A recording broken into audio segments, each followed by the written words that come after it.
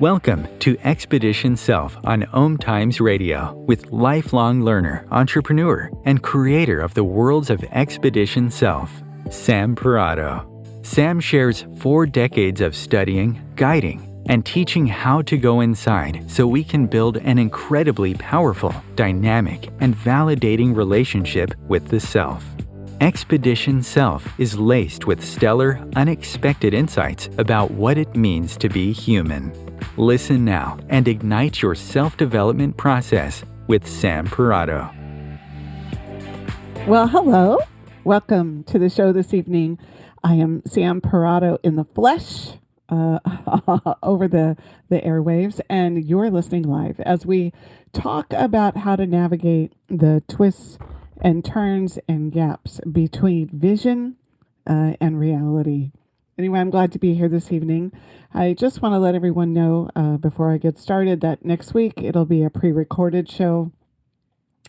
I have a client retreat that I'm doing, but the week after I have a really wonderful guest who is a poet, and I spoke about her in a couple of shows back about how I had discovered her poet camp. Her name is Sarah Wynn, and she has agreed to come on and talk about the way poetry connects to the inner self.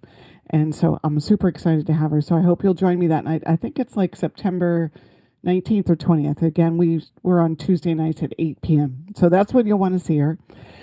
If you would like to call in this evening, the number is 202-570-7057. And of course, you're always welcome to join the conversation. And tonight, in particular, I would love to hear about your vision, right? Any vision that you have about life or things that happen in life and how it bumps up against or differs from your reality, or how it interrelates with reality.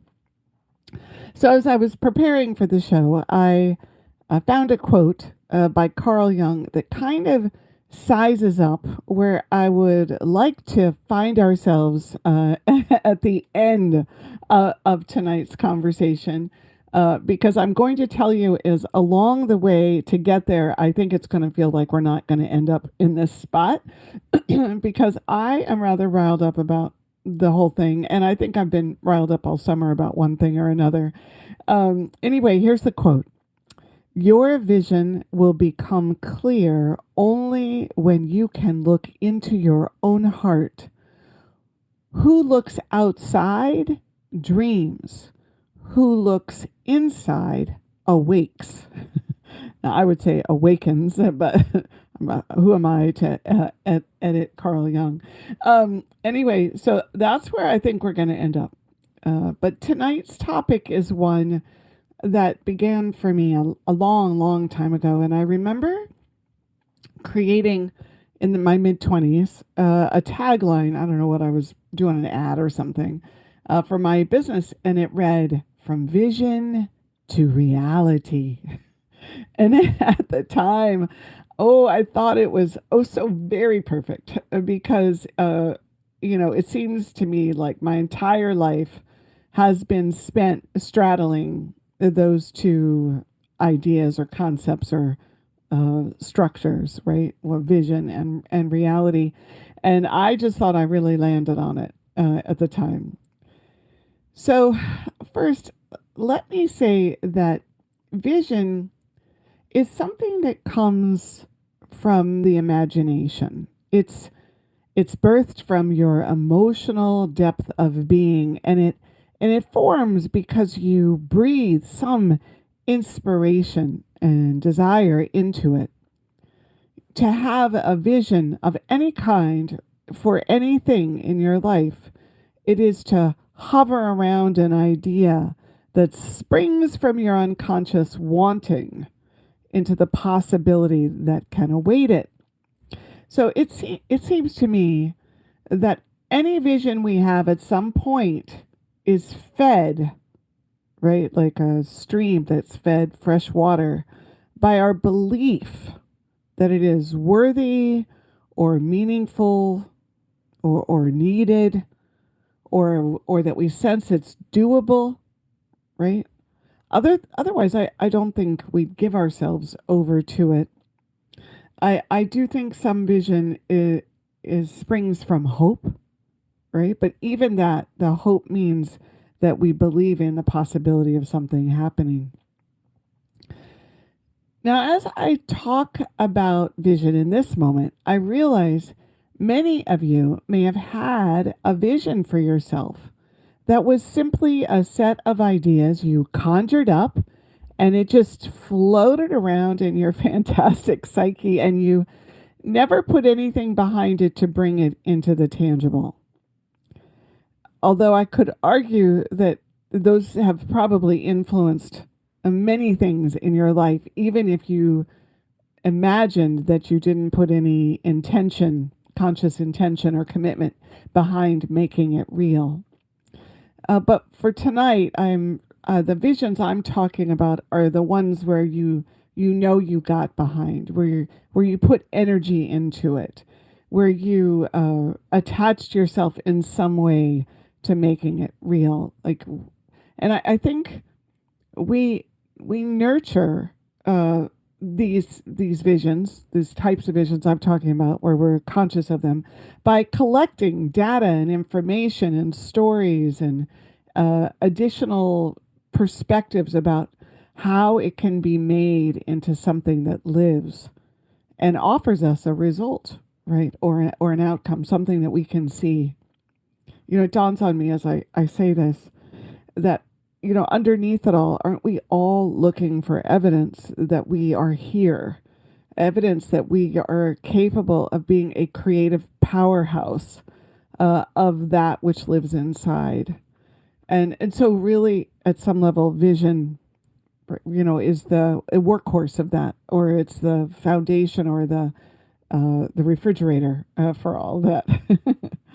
So when I think about vision, it could be a vision you have for a special dinner for the family, or maybe it's a vision about how you're going to feel when you get that job at the company you've been wanting to work for like forever.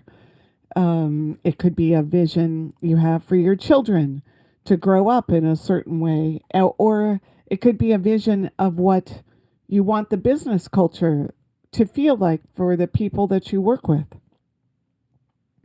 I just got over having a vision for a rehearsal dinner and I wanted to create this whole Parisian theme and I wasn't quite sure how I was going to do it. And it was very stimulating to have something that had, this is kind of an outtake. It was interesting to have a vision for something that I could bring to fruition and be done with.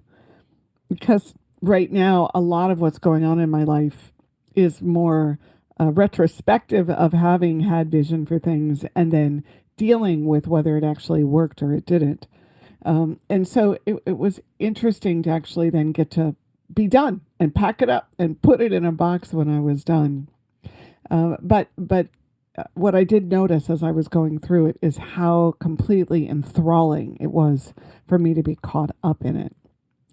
So a vision is an image or a set of circumstances or feelings that you make up as something you're committed to creating in some way.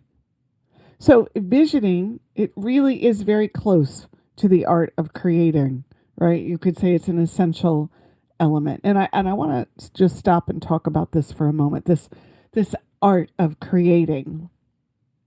So you imagine that there's this blank piece of paper on the table. And next to it is a box of crayons, one of those ones that has 32 colors. And there's some music playing in the background and a cup of your favorite hot tea or coffee. I've set the scene, right? It's inviting and it is welcoming and it's got comfort and it's awaiting your presence. Oh, and let me not forget the chair is comfortable. So you pick up the first crayon that draws your attention, having no idea what it is you're going to draw. And you just make contact with it, right? So then you draw a line on the paper. And somewhere in the middle of it you get some images, some flowers, right? Maybe you see yourself driving down the road and then you see a trash can. And then you let this trash can's in your mind and you let the line start to shape into a thing, a tangible thing. Or maybe you could just begin to stretch the line in any direction on the page, right? And then you grab the next crayon and you add that to this creation. Here's my question. Do you have a vision? Is that a vision? Well, kind of and not really, right? The vision at some level is taking shape while you're drawing. And, the unconscious self is, I think, starting to respond to the blank page, right? Oh, there's a playground waiting for me. Someone's making room for me. And that trash can, maybe that one you saw that sat in the corner of your bedroom when you were 10 years old, that lid that would pop up and down when you pressed your toe on it, and you used to pop it every day as you left for school. So my point here, and I'm taking a while to make it, is that the vision in that example emerges as you create. And the more you give yourself over to the creating, the more your vision takes shape and takes form, right? This seems logical, right? It's logical that that's how that works. So I think it's so easy to forget that every minute of our lives is a creative expression of you. You are in the creating of every single moment. But of course, it's so easy to forget that because of the way the brain loves to do this habitual, what I was, we always talk about, like the hamster cage that we live in. And so the idea of vision is that it's actually getting created all the time, whether you know it or not. And then there's those ones, right, that we know we have, these things where we put energy and we get attached. So that's what this show is really all about. Is that while you're creating every day in every moment, creating your everyday, creating the way you live, the way you spend your time, and the way you generate a living, well, while you're doing that, a vision is getting created that you'd think would just get brought into being something you can touch and describe and has a kind of substantiality to it. You think, if I can envision that trash can, well, then I can draw it. And when I get done drawing it, then I could build it. Or I could go find one thanks to the modern internet. So that my vision that started with a blank page, awaiting something to find its way onto it, turns into a line with a crayon. And then a memory of that trash can shows up. And the next thing you know, I have that trash can actually existing in my domain. Yeah, so here's the thing. I have yet to see my vision work that way. I mean, I could make that whole trash can thing happen, but really in general, my vision, and when I work with vision and when I hear about people working with vision, it doesn't go that way. I can't remember a time that it did. And that's what I want to talk about with you. And I would like you to think about, is that true for you? And if it's not, why is that? And if it is, why do you think that?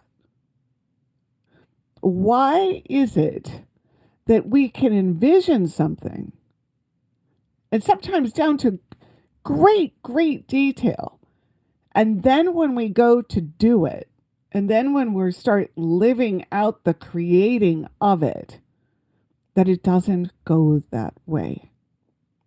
That's what I'd like you to think about. Why? Right? Why? And if you want to call in and tell me what you're thinking, I'd love to hear from you.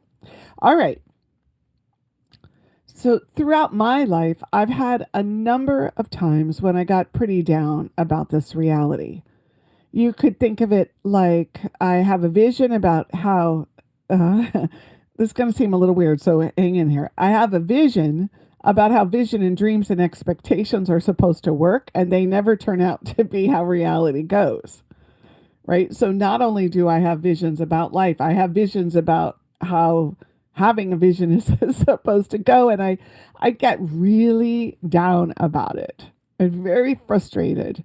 And this summer, it's really shown itself and made itself known to me. And I've had a lot of feelings about it throughout my life. And it seems to be very, what would I say, up right now. I just get mad and frustrated that is what's real.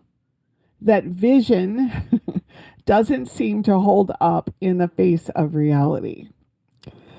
And, as I was going through quotes and looking at things other people had done for this talk or this show, there's all this stuff about don't give up, stay with it no matter what. Your vision matters more than anything.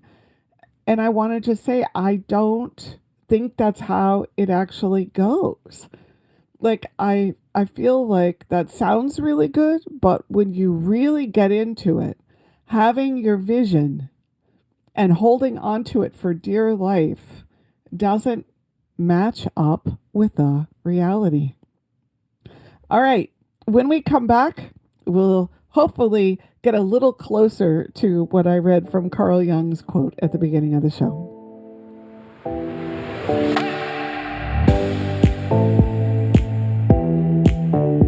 The best of the holistic, spiritual, and conscious world. OMTimes Radio. IOM FM.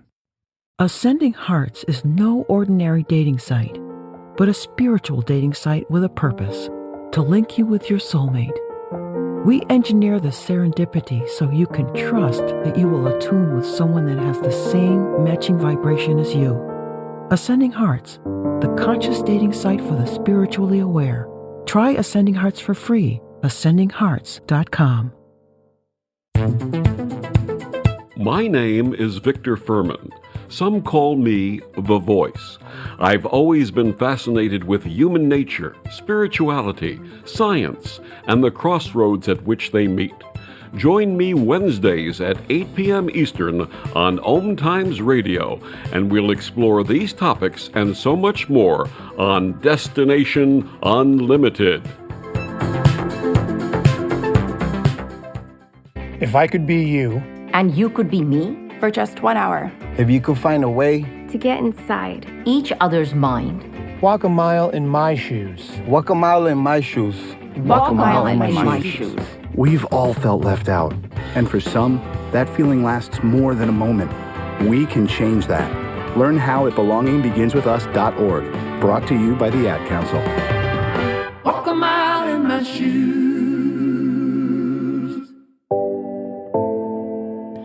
All right, we are back. I'm Sam Parrotto. You're listening to Expedition Self, and tonight's topic is all about navigating the twists and turns and gaps between vision and reality. And so before we went on break, I was saying how frustrated I get that in my world, my vision never seems to match up to reality. I never seem to be able to bring it to that in terms of my creating. And so, I marvel when I watch a movie and it seems like someone's vision did actually get turned into reality. I mean, look at these big screen movies. I was just thinking about, the latest Avatar that took 2 years to make, and all of the perfection and the detail and the cinematography and everything that goes into it. I think about it all the time. Like I think that's part of what I love about social media is I get to see other people's vision made into reality. And I got to tell you, a lot of them look like it goes different for them. I think I mentioned I follow some seamstresses who also do cosplay. And a number of times when I look at their costumes, I'm like blown away because I know that they had this vision and that they were able to actually bring it into something that I could see all of that vision. It doesn't have for me. There was what was it called? There's a dinosaur something or other in Atlanta this weekend, which was a big cosplay event. And Asta Darling, who's one of the ones I follow, she created a costume that was all about the golden arches, and her shoes, her platform shoes, were hamburgers. I mean, it was the most incredible thing you've ever seen. And, my grandmother, now this is a different kind of contrasting story. She used to make turquoise jewelry. And, she was a rock hound and she'd dig rocks all over and she'd use them to make jewelry. She went to her lapidary class and shaped the silver, the whole thing. And then when she'd get done, it wouldn't look like the kind of ring I'd go and buy, because at some level, her vision did not match up with her reality either. Maybe it's a family genetic thing. I don't know. Anyway, she hadn't perfected it yet to make it clean. And maybe if she had another 10 years of working in lapidary class, it might have gotten her there. But again, what I would see is the vision that she had for that ring, which I can still picture it. It just did not match up to how the ring turned out. I think some other ways to think about this is when you have a vision of what it's going to be like when you retire, or what it's going to be, like when you have this big experience that you're looking forward to. This also happened to my grandmother. She thought she'd have all this time to do her hobbies and tend to her garden, but a long life, right, with all of her hard work and her effort, her home got robbed a number of times, and she ended up moving into a mobile home park that had almost no room for gardening, in contrast to her acreage that she had.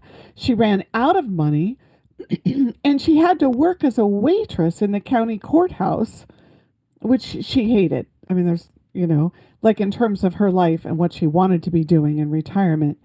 Again, her vision and her reality did not turn out to be the same.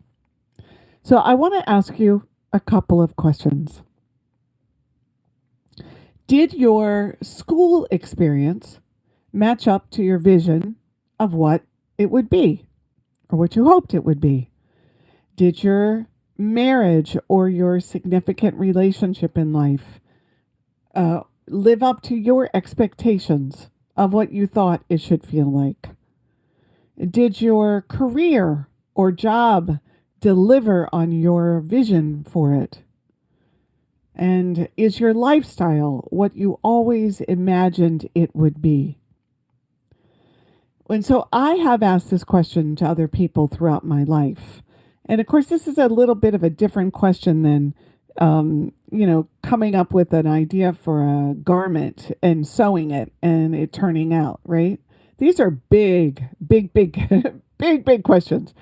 And so when I've asked other people these questions, most of them say, no, it didn't. And there's always a caveat, but there were unexpected pluses and unexpected minuses along the way.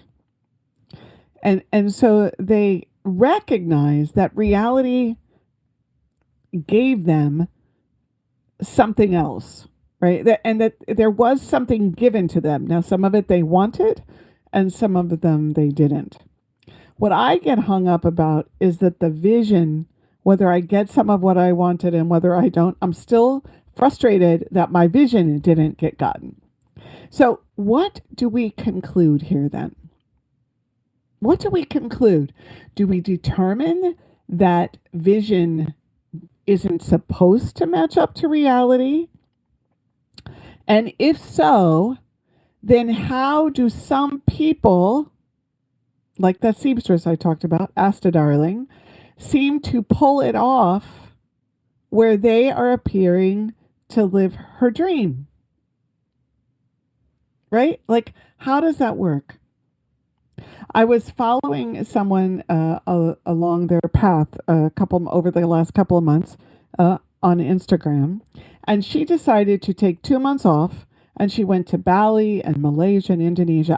I have no idea how she determined where she'd be or where she'd stay, but it looked largely to me like she literally just punted. Every day she determined her next move, and as she went through it, she just got freer. And she kept sharing, dancing with people who lived in the area, or finding some cool place to hang out or cool place to have a breakfast, right? And it was like she was just willing to be at risk more and more, and not risk like dangerous risk, but just like a emotional risk. Like the more she met people relationally, right? And I got the feeling she was doing it on a budget that wasn't excessive, right? And it turned out to be this hugely transformative trip. And when she came home, whatever her vision for that trip was, it was very clear that it exceeded. It brought her a lot of growth and experience in it that would have fit into that category of some of it I wanted and some of I didn't. But the overall shift in who she was, right? The shift in terms of, because she was going for this growth experience, right? This get out into the world and go for it. That it exceeded her vision. So sometimes when I think about vision and reality, I think, wow, this makes so much sense, right? That the mind creates a vision, but then real life, it gives us all this feedback and experiential, stuff, right? So that we have to physiologically, biologically, like in our bodies in a very concrete way, and also psychologically, we have to adjust or surrender or accept or regroup. We have to recommit. We break down. We lose. We feel oppositional. We get rageful. And of course, no one can tell us that it's coming, right? Or what's going to happen. And no one can tell us what we're supposed to feel or learn, right? Or how we're going to react. And I do think a lot of people try to tell us what to do about this. But then, this is the kicker. If we don't actually get whatever it was that we were supposed to get out of it, then I think we miss the mark and we don't hit the target. And we can be left in some way to settle. Uh-oh. And so we could ask this question a lot. Are we settling? Right? We got so banged up and our teeth kicked in so much by the gap between vision and reality that now we've decided we're tired and we're not willing to put our hearts on the line again and to put ourselves out there again.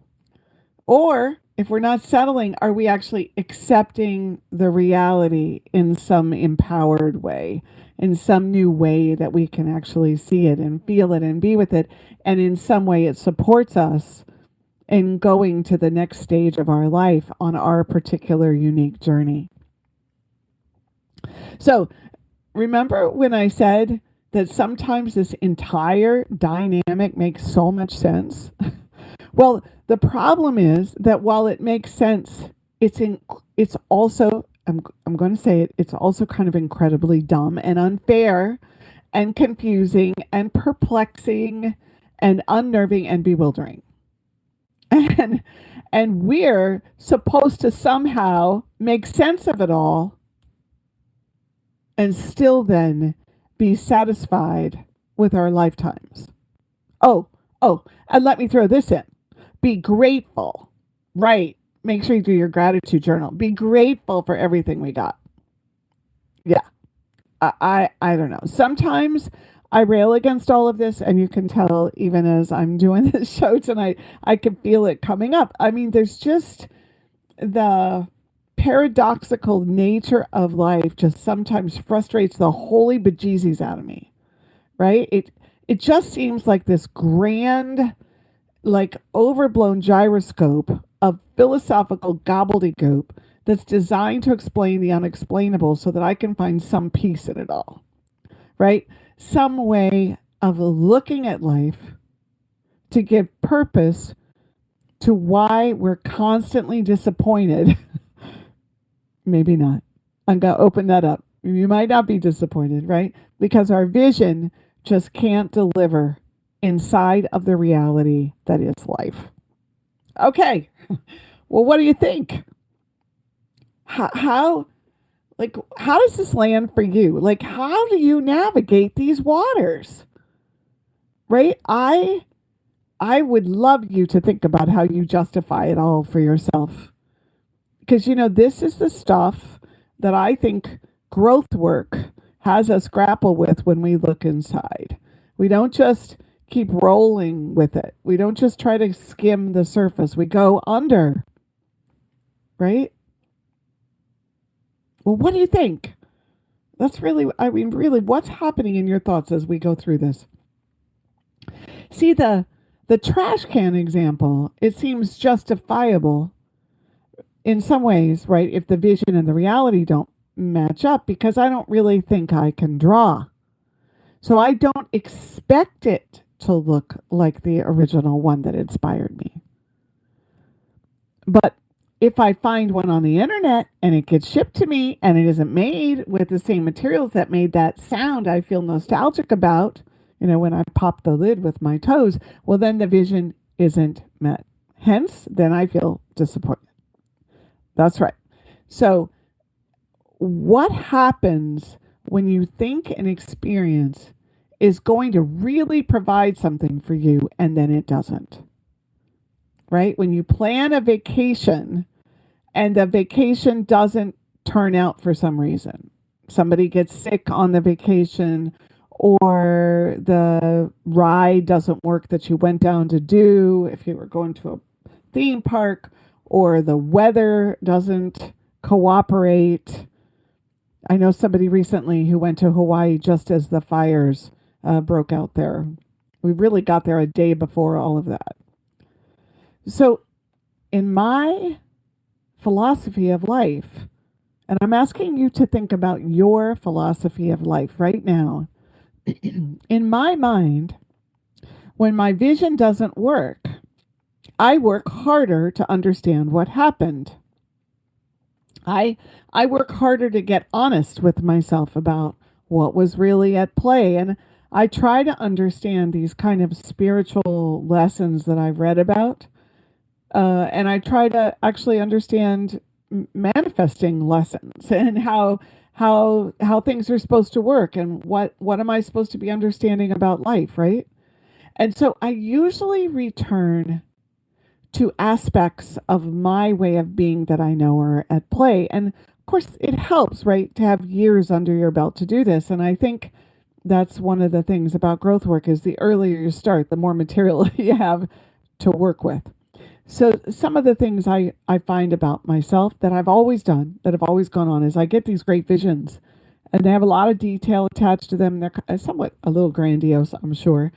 But then I don't commit enough time to making them happen, right? I don't really choose that path. I don't take the time to learn how to do something before I attempt it, right? I just kind of go into it and think, oh, I'll figure it out. I don't get really, really committed and clear out all my other projects so that my attention isn't distracted or spread out. Sometimes I try to take shortcuts for the part of the vision I don't really want to do. I only want to do the fun parts. I'll stop and pause and look around and question, well, why someone else made it happen and I couldn't. Like, I spend a little time in there comparing myself to other people, which is, of course, completely unproductive. What do you do when your vision doesn't live up to your reality? What do you do? That's the question. What have you seen about? And when you do this, I want to caution you, do not be judgmental. Right? Of course, there's training in that, right? That everything we notice about ourselves, when we get honest with ourselves, we have to learn how to love ourselves while we're noticing, not judge it, right? So I've landed here lately because I've been reviewing quite diligently the last 15 years of my life and all of the content I've written or recorded or created and where it's actually gotten me. And I've looked back at events I led, and I tried to be really straight about what the outcome was. And I've also, in that time, looked at some very big time failures that didn't come close to my original vision. If I described what I wanted for Expedition Self at this point, 12 or 13 years ago, it would blow your mind. And it's cost me time and money. And now that I'm a little older and 12 years have gone by, right? It's cost me my heart a bit and some of my stamina to want to go on and do more with it. And there's lots here about, for me, about my work habits, like so much, right? I've spent lots of time thinking about that too, right? What they are. Like so much of it has to do with not being able, for me, okay, I want you to think about what this is for you. When I think about my work habits, that I have trouble being inside of situations where I feel trapped. And so everything I do in life generally is the long road. Like I go around the mountain instead of through the mountain because I'm claustrophobic, right? Metaphorically speaking. I'm one of those people that I have trouble being told or directed about how to get what I want because underneath it all, I'm always trying to prove to myself that I can figure it out. I'll make sense of it. Okay, so this is what I want you to think about. What are some of the things you see about your way of being and your way of working that you notice have played a role between that vision you had and the actual making it happen? You might in here right about now, you might be saying, well, yeah, there were other people involved and they had a lot to say about it. Yeah, except that even that, in terms of vision and reality, we're the creators of our world. So we create those relationships and we make it possible for other people to step into relationship with us. Okay, so when we come back, I want to ask you about this too. All right?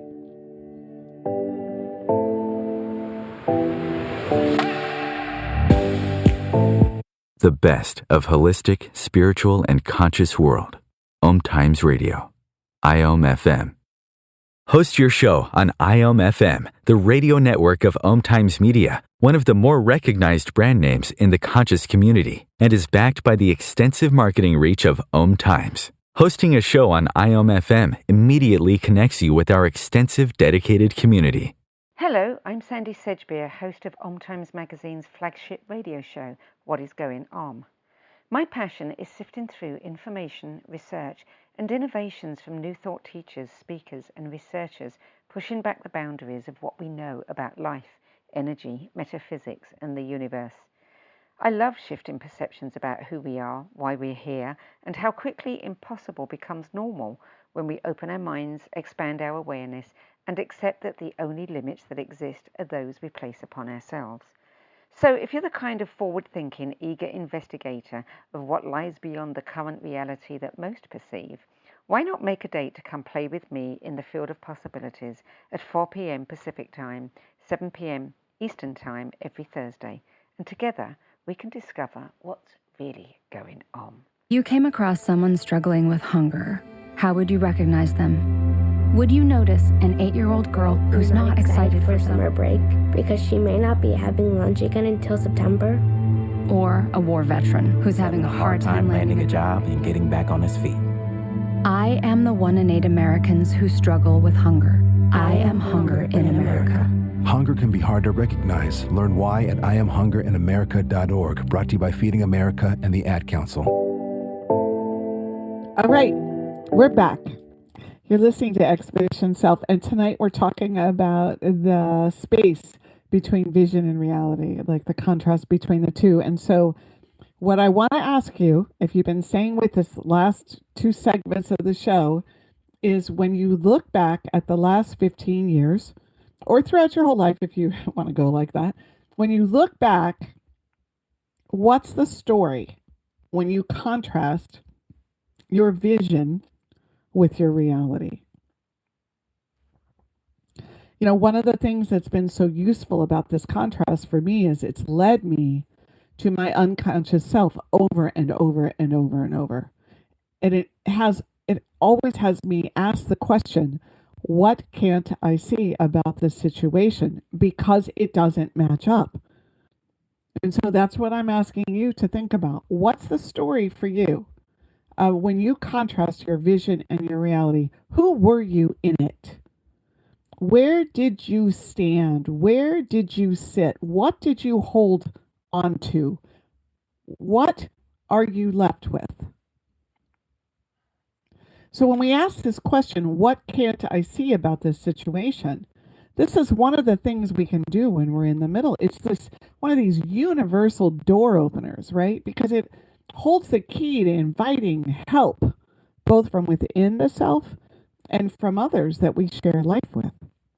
What can't I see about why this didn't work or it didn't match up? What did I block or defend against that would have provided me more help or more insight or more ease?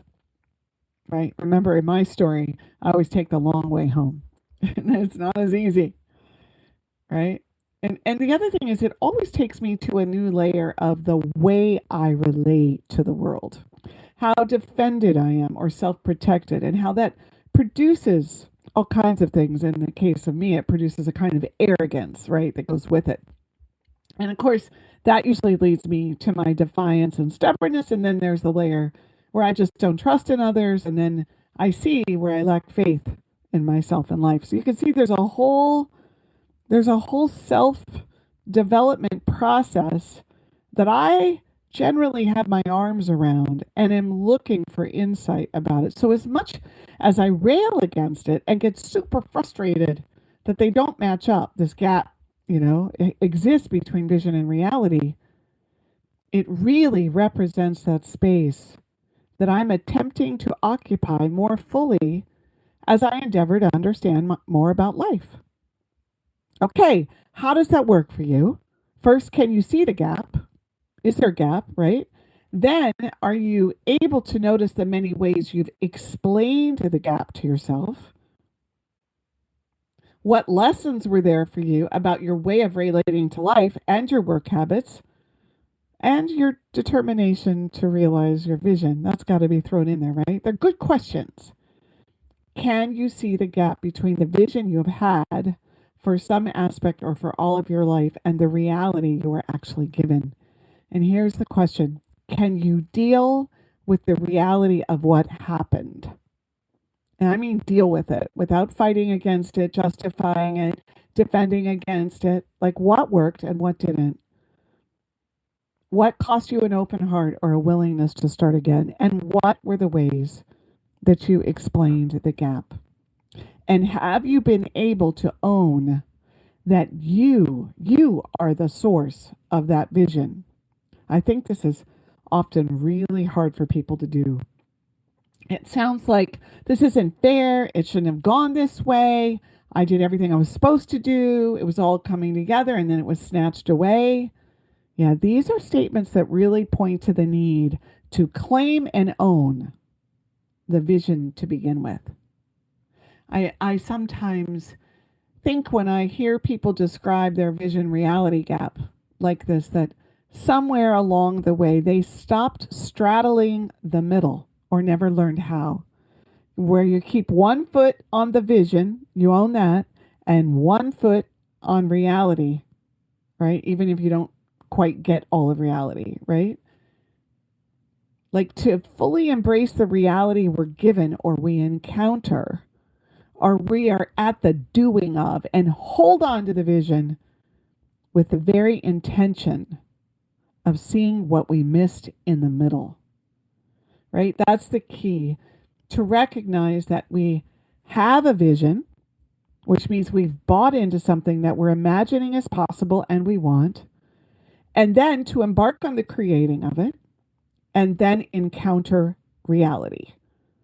And instead of feeling like reality is happening to us, we stand in it as part of the vision process, even if it indicates like misses, losses, and failures. And then we utilize this to show us what there is to learn about ourselves, about the world, about life, about our soul selves, and to be willing to be confused and turned upside down as students. So I mentioned all of the insights that have come out of the past 15 years for me, and I want you to know I still have not reconciled a number of them, because I can still hear myself saying things like, "Are you kidding me? This is life?" And you can tell I'm riled up, right? And it brings a lot of grief and regret and wishes, right, that I could redo a lot of the moments. And of course, then what comes from this is this vow to use the new moments to do something different, to use the learnings to place my foot in a different spot in the new moment, and to hone my implementation skills to work differently, or to bring a deeper understanding of my vision to begin with. And I want you to know, I'm pretty sure I'm only able to make minute changes, right? Because there's got to be a level of acceptance of what I can actually cause and what I can't, right? And it remains to be seen whether any of it will cause me to get closer to my vision than I had when I began. But I will have grown. I will be wider. I will operate from more depth. I will understand and be able to be more empathetic to all, right? And then sometimes I wonder if I'm supposed to hold on tighter to my vision or let it go. Right? There's so much confusion in here in this not knowing. Other times I just decide I'm too tired to pursue any vision, and that's going to be good enough. While the pendulum swings back and forth and back and forth. So I know I've done a lot of this show by describing my journey with vision and reality, but I did it in the hopes that you would apply this to yourself, because this is what I want for you. What was your vision for your life? Right? What is your vision for your future? And what has changed about it? What was wrung out of you and now doesn't look possible? And how has this changed your perspective and had you regroup? Have you settled rather than straddle the middle of the gap between your vision and your reality and stake a claim, right, for your own development, your own learning? Got some more questions. Stay with me. What did you discover about your way of relating to others along the way? And what did you notice about your life skills along the way? And did they change? And have you upgraded them? And where did you lose or fail or miss? And as you look back, you think to yourself, it could have gone differently if I had blank, blank, blank, and fill in the blank. And how do you utilize all this information to move towards a more powerful creative expression? Wait a minute, let me say it differently. A more powerful expression of your creative being in the world. And how do you use this information to create more of what you envision now? So as I was scrolling, as I always do, I reference Instagram quite a bit. I ran across a 102-year-old woman saying, I still have a 10-year plan. A 102-year-old woman. And then she described this community about like-minded people. I wasn't quite sure I actually understood what she was talking about. And then I see Andie MacDowell, right, the actress, in an interview about why she let her hair go gray, and how it just takes too much energy to try and look young now. And when I heard that, I thought about how at one time she was the vision of beauty, and now she's redefining it for herself as her reality changes. Everybody is working out their vision, right? This is another twist in the conversation, is that reality is change.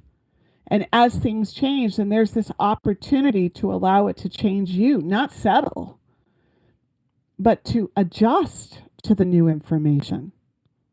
Like, what is this for us? Is this part of learning how to be movable, flexible, open, and vulnerable? You know, most of my visions were always fixed on the idea that the world would stay the same. I laugh about it now, but I really believe this. I thought my grandmother would be around till 100. I thought people who love their children would have children who thrived. Simplistic. I know, but there's this fairy tale space that has very much been at the root of my vision for life. Oh, here's another one I have. I thought my body would always just function for me and deliver movement, health, and stamina, and I could take care of it, really, or not, any way that I wanted. I think it's safe to say that I have taken life for granted in a big way. And so then I get to see that my vision for life was never grounded in reality. And at some level, isn't that the point? Isn't that the point? Is how can we create vision that has a relationship to reality that allows reality to offer the dance, offer the interaction, offer the dialogue, and still have it be based in extraordinary personalities, and at the same time not lose parts of ourselves, not become resigned or hopeless. Boy, I've talked a lot about that, right? And what aspects of you do you need to cultivate and support and develop so you can do both? And this is the last question, really big question of the night, is what is your way of relating to life, your way of working, and your way of seeing vision and reality that gets in your way?